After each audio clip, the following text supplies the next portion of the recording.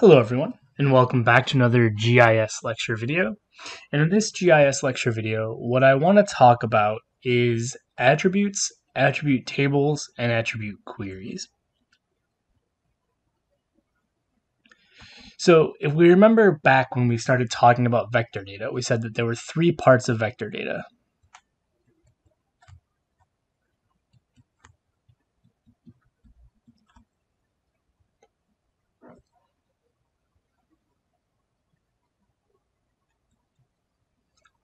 Right, we said we spent a lot of time talking about the first part, which is the geometry,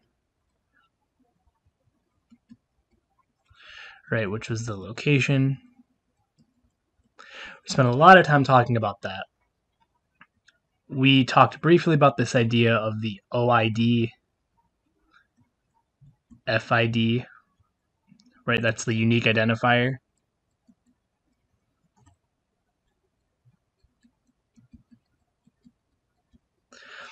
Right, but we haven't spent too much time talking about the attributes.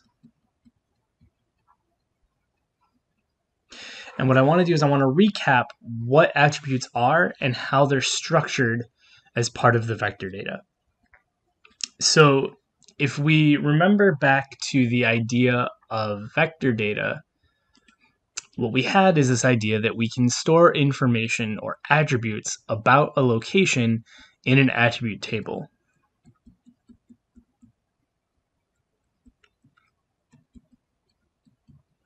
Right, and so the idea was that you would have, it looks kind of like an Excel spreadsheet, right? There would be rows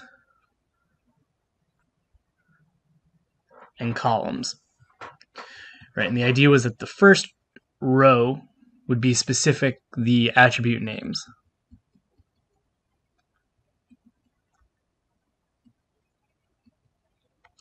Right? But then each row after that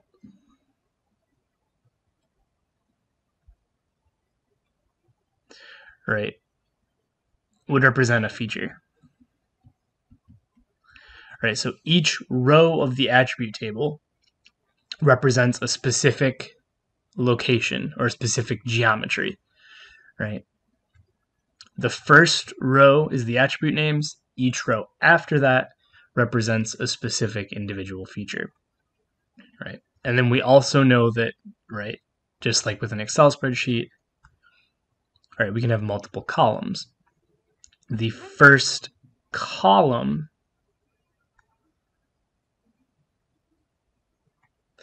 right, is going to represent the OID.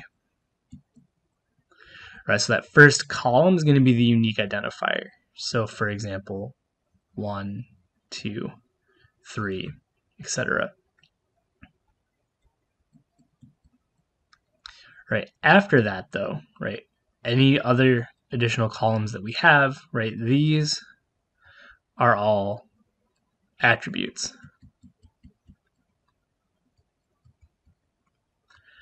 Okay, so let's go ahead and just quickly look at a sort of real world example of what this looks like. All right, so this is a snippet of an attribute table of cities. Right, and so what we know is that, right, this is our OID.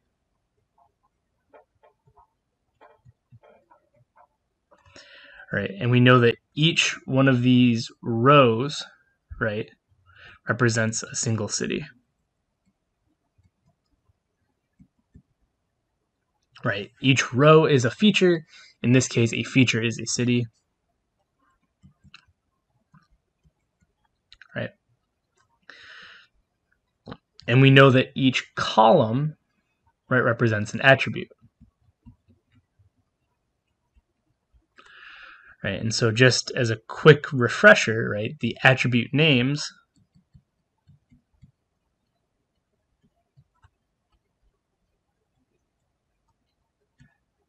right, we have name, st, stfips, placefips,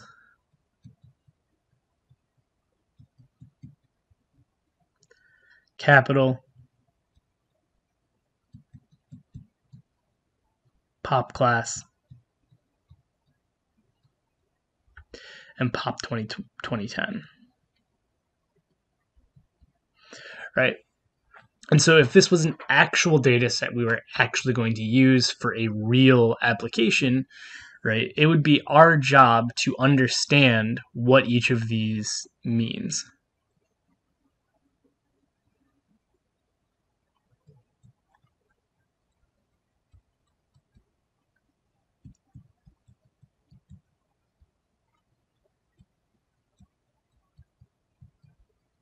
Right? In the real world, you should understand what each attribute means. Right? If you have a value, you should be able to interpret that value in the context of what the attribute means. Right? In this case, right, pop 2010, that's pretty simply the population of the city.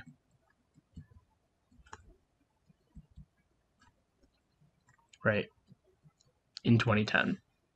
So if we were going to use that variable later, we would be confident that we know what it means. So the first step of any analysis ever is to crack open the attribute table, figure out what attributes you need, and then figure out what they are doing and what they mean so that when you use them, you're confident that you understand what's going on. Okay? So just to recap what we've talked about, right? An attribute table consists of a row of object IDs, right? A row of object IDs so that we know, right, the unique identifier. This object ID connects back to the geometry so that when we do queries on these, which we'll talk about in a minute, we can also grab the geometry as well. Each row represents a specific feature. So in this case, each row represents a city specifically. Each column represents an attribute, so a piece of information that we have about a location. The first row of the table here always represents the names of the attributes. And you should always know what attributes you're using. You should always know what they mean.